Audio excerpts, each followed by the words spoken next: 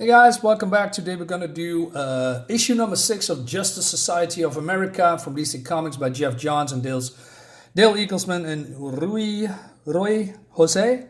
Not sure how you say that correctly. Alex Ross cover with the character Damage on the front. So if you want to know what's going on, check out my last issue, issue number 5 on my channel. Subscribe and all the YouTube yes. And then let's dive in. So we have the whole Justice Society and Justice League of America here combined. And Superman, encountered something, or was something happening in the last issue. And Superman talks about his time when he was a young boy and when he was discovered by the the Legion of Superheroes and became their friend. So he went to the future with them, have some amazing adventures. But in the meantime, something happened there too. All right, and he's going to talk about a little bit about that. So he says that. Wait a minute. I probably. Paragirl says, "What's wrong with the Legion as Superman, and why did they leave? Time travel was never easy on us. Once in a while, memories would be altered or even erased. One of the Legion's most historical adventures remains undocumented because none of us could recall the exact circumstances behind it. The archives call it the Legion of Free Wills. I remember that, but I forgot what it's all about. Maybe you have to revisit that sometimes.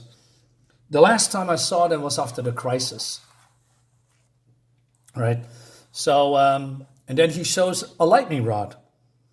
And he says, a handheld lightning rod? It's 31st century science, Canary. Way beyond anything I could explain, even Kryptonian science. And but Superman knows what it is. I know what it's used for. One of the founding members of the Legion, Lightning Lad, was killed stopping an alien invasion. We searched the universe for a way to bring him back, and we found one. So this is the classic Legion costumes and members. Wasn't she blonde? Anyway, but it was a bizarre game of Russian roulette. By activating the rods with the lightning, we could sacrifice one of our lives and give it to Lightning Lad. We all volunteered. We raised the rods around us, and we waited for the lightning to strike one of us. In the end, Chameleon Boy's shape-shifting pet, Protey, secretly took Saturn Girl's place and gave its life for Lightning Lad.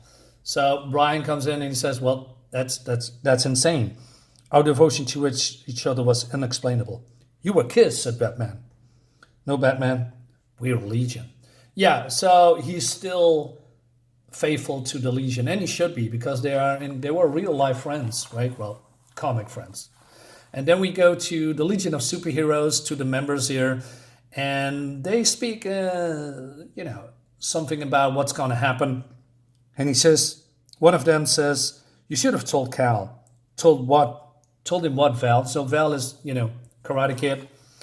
And what happened to the Legion? What happened to his name? We can risk him trying to fall on his back. The future's too dangerous for Superman now. And Tom is here still delirious. He has schizophrenia, by the way. And his girlfriend is Dream Girl. And they love each other, but, he's still out of it. Dawnstar says, we agreed before we left we would complete our mission here in the past and return home. Superman and his teammates were never supposed to get involved. We'll find the last Legionnaire this way, right? So they are talking about a little bit more here. And they talk about mental blocks, right? Because they are, at some point didn't know they were in the past. And the mental blocks was a safeguard from, I believe, Brainiac back in the day. I know it's a little bit complicated to explain it here, but it's going to be revealed hopefully, because it's been a long time since I've read this comic. I do not know all the details anymore, but I hope this comic explains a little bit more what's going on, and what we're going to see, right? So they talk about that the Legion needs the Big Three. So the Big Three is Cosmic Boy, Lightning Lad, and it was Lightning Girl at one point, but she changed her.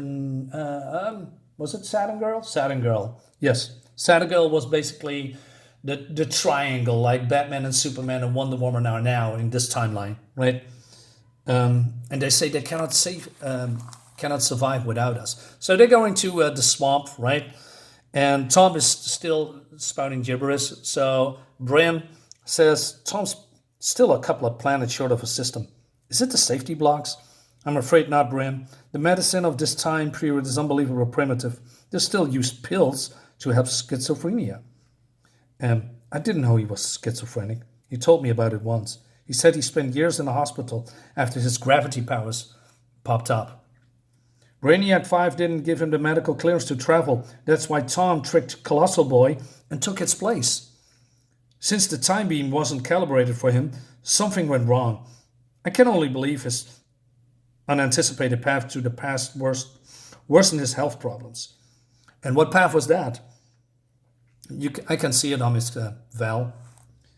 The mark of the multiverse. And he says, hey, Swamp Thing. And the multiverse, says Brim. Before he came to this time period, he was accidentally shunted to a parallel Earth. Earth 22? Meh. So, long-time readers know this was the timeline of Kingdom Come, also drawn by Alex Ross and written by Mark Waid. In my opinion, one of the best comics out there.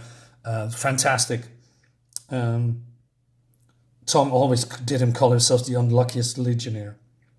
Dawnstar has the power of tracking, by the way. She can track things through the universe light years away. And so Dreamgirl says, I know Tom better than anyone. Health problems or not, he would have never hesitated to risk his life to help his friends. You're my dream girl. I did it because I love you. And I love you too.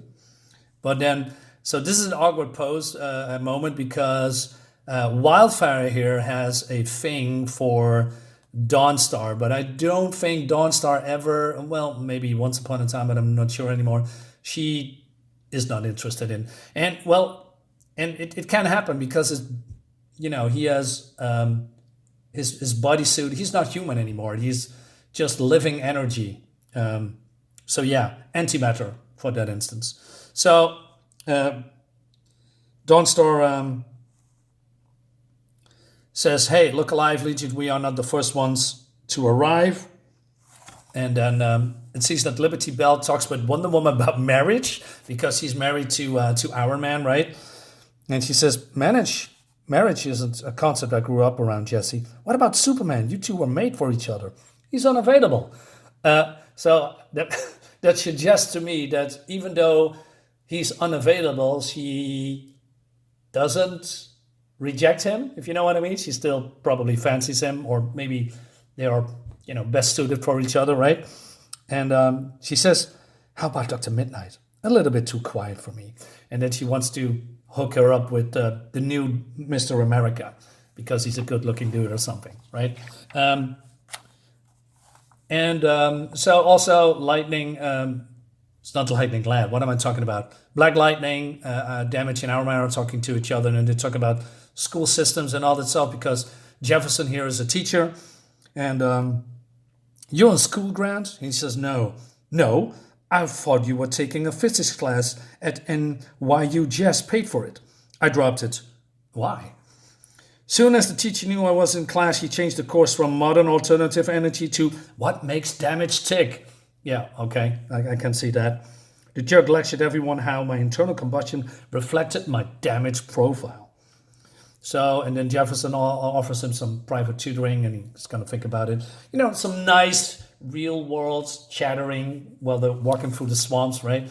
And then they are stumble upon an abandoned secret society headquarters.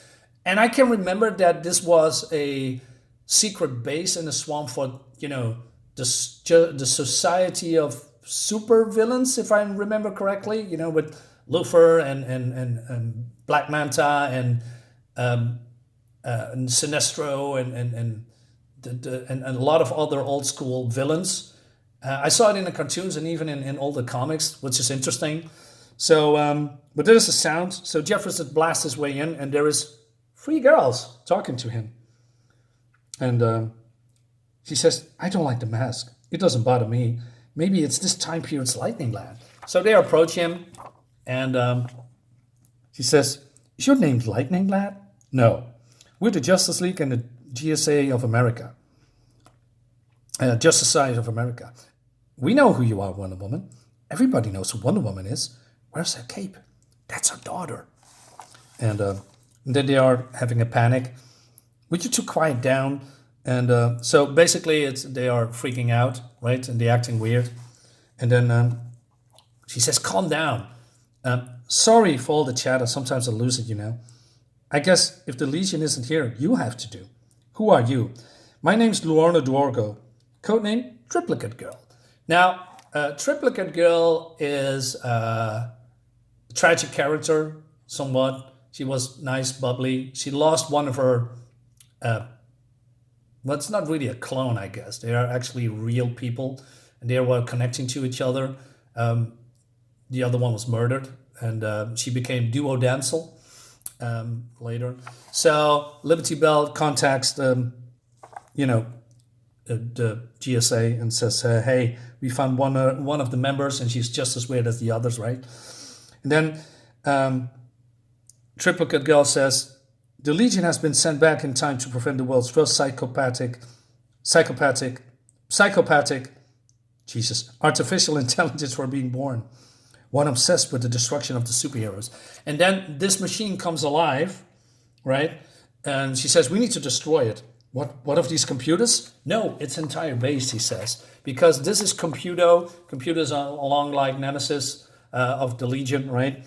And she says that if it's coming in contact with with a network, their future will cease to exist. So yeah, they're gonna battle Computo, right? And damage coming in. I mean, I love damage powers, man. It's also big and destructive. So they are, jumping out, and then the rest of the Legion is here, the Justice Society is here, and the Justice League, Justice Society, and the Legion is here, battling Computo, and it looks really, really awesome in my opinion. Look at this, man, this double spread, and everybody's fighting, so cool. Look at this lantern robot that Green Lantern is conjured up, and also these wildlife are getting it. Poor creatures, right? And it looks so fantastic. It looks cool. So Superman asks, "What's going on, Tom? Where are your glasses? They make you look smarter." So he's still out of it, right? And these cat superheroes are hating being wet, right? And so Green Lantern says, whatever this is, Batman, my powers rings unable to analyze it. In fact, something's shutting off my ring's voice communication completely. So, and it's been revealed that the Legion were doing that, right? Because it says here, our flight rings won't keep Green Lanterns from talking for long. They're going to see it soon. Also, Red Tornado and Cyclone are working together. It's really cool, right? So they say, I hate doing this to Cal. It's for their protection and of his teammates, right? So, and there is some hidden person here in this somewhere. And it's speaking to Dawnstar.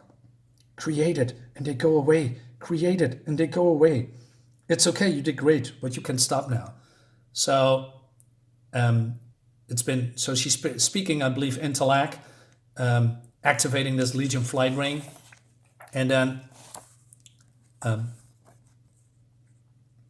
Dawnstar, I remember now, everything.